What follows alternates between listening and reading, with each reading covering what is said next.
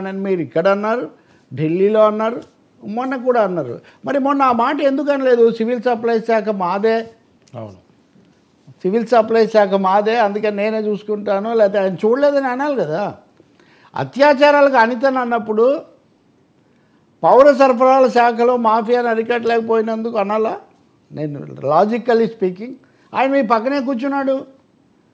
కాబట్టి ఇక్కడ ఎక్కడ కొంత పొందిక లేదు, పొంతన లేని వ్యవహారం కొంత ఉంది. మాఫియా మీద అంటారా, మాఫియా మీద దృష్టి పెట్టండి. ఎవరో రేషన్ ఎక్కడెక్కడ తీసుకుంటున్నారో మీడియాలో వచ్చిన స్టోరీస్ మీద అంత రియాక్ట్ అవుతున్నారు కదా, ఆ పత్రికలో వచ్చిన స్టోరీలు వాటి మీద ఫోకస్ పెట్టండి. ప్రజలకు మరింత అర్థవంతంగా రేషన్ అందే విధంగా చేయండి. అంతేకాని అప్పటికే ఇంకొక చివరి మాట, సీజ్ అన్నారు. సీజ్ అయిందా నిజంగా? ఇప్పటికీ ఇంతవరకు అధికారికంగా ప్రకటన ఉందా? మనం అందరం థమ్స్ పెట్టారు, అందరూ సీజ్ అన్నారు, ట్రెండింగ్లో కూడా వెళ్ళిపోయింది. సీజర్ దాదాపు సీజ్ లాగా తయారైంది. అది సీజ్ చేసే అధికారం అక్కడ లేదు.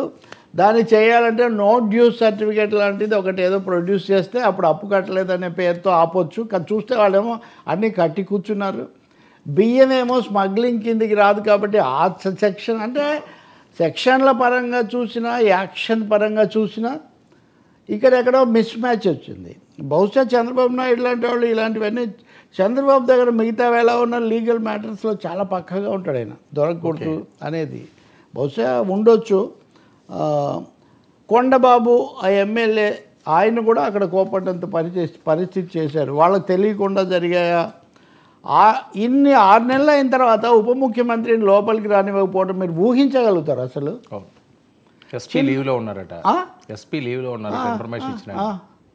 ఏంటిది అంటే, కాబట్టి ఎక్కడో ఇది పూర్తిగా సారథ్యము అది ఇంకా పట్టు చిక్కలేదా, లేకపోతే కావాలని కొంచెం దీంట్లో పొలిటికల్ షో? అంటే ఇక్కడ ఒక విషయం సార్, పొలిటికల్ షో ఎక్కువైందేమో. పొట్టు పట్టేది చిక్కకపోవడానికి ఆయన సీనియర్ సీఎం కదా. ఎవరు?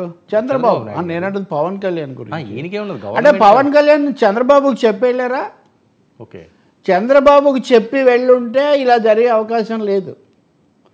ముఖ్యమంత్రికి కూడా తెలియకపోతే నేను చెప్పలేను, కానీ ఎందుకంటే ముఖ్యమంత్రికి తెలిస్తే దానికి తగిన ఏర్పాట్లు. ఆయన చంద్రబాబు దగ్గర ఒక మంచి లక్షణం ఉంది, వాళ్ళ పార్టీ ప్రతినిధిని ఢిల్లీకి పంపిస్తే కూడా విమానం టికెట్ కూడా తెప్పించి హోటల్ రూమ్ కూడా బుక్ చేసి అంత పక్కగా తీసుకుంటుంది. ఆయన ఆఫీస్ అని పేరుంది, ఇప్పుడు కాదు, మామూలు అధికారంలో లేనప్పుడు కూడా.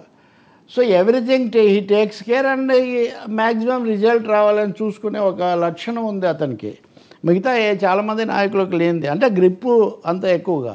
కాబట్టి పవన్ కళ్యాణ్ చంద్రబాబు మధ్యలో కూడా సమన్వయం, కోఆర్డినేషన్ లేదేమో మనకు తెలియదు. మరి ఇప్పుడు ఏమో ఏర్పాటు చేసుకుంటారో తెలీదు.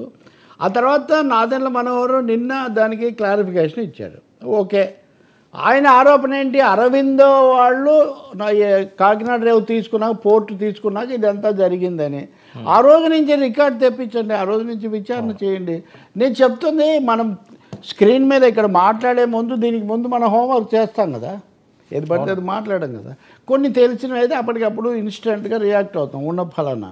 కానీ మీరు అక్కడ పవన్ కళ్యాణ్ లాంటి ఒక ఉప ముఖ్యమంత్రిని పిలిపించి పడవెక్కించే ముందు కింద నీళ్ళు ఎలా పారుతున్నాయి, ఇక్కడ గ్రౌండ్ ఎలా ఉంది మీరు చూసి ఉండాలి కదా. కాబట్టి నిన్న కూడా చెప్పలేదని నేను చెప్తుంది. నిన్న కూడా what is the actual picture, ఏం జరిగింది కాకినాడ రేవులో అనేది తేలాల్సిన అవసరం మటుకు ఒకటి ఉంది. ఇదే 30 లక్షల మెట్రిక్ టన్నులు తరలించారని చెప్పి నాదెండ్ల గారు నేను ప్రెస్ మీట్ పెట్టారు. సరే, ఇప్పుడు 2021-22లోనే అక్కడ 42,000 కోట్ల రూపాయల విలువైన బియ్యం ఎగుమతి అవుతున్నాయని ఉంది. నిన్న నాదెండ్ల మనోహర్ చెప్పింది 49,000 కోట్లని. 42,000 కోట్లు అన్నది ఇంతకుముందు ఉన్న ఫిగర్. అది ఈ కాలంలో 6,000 కోట్లు పెరిగి ఉంటే ఇందులో ఎంత ఇందులో మాఫియా ఎంత అంటే